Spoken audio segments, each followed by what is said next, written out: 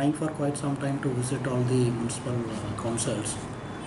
Since because of the election process, most of the staff of council were busy with election duty.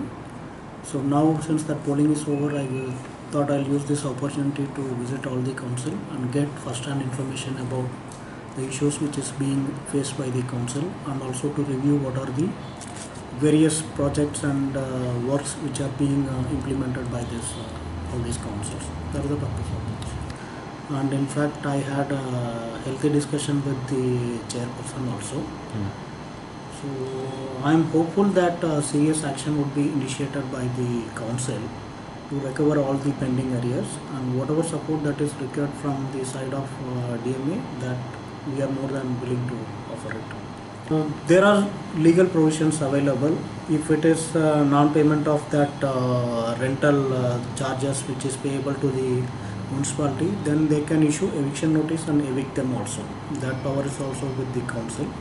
So I hope that council will take this action in a serious thing, because the financial position of the council is also not that sound. So they require a lot of funds to meet their own commitments also.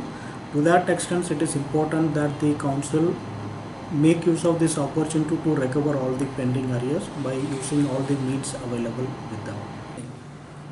I need to review, because I don't have any full detailed information regarding this. I'll have to review with my office and find out if any such proposal has been received in this regard from this council or any other council, and any action has been initiated. So accordingly, we'll take further course of action.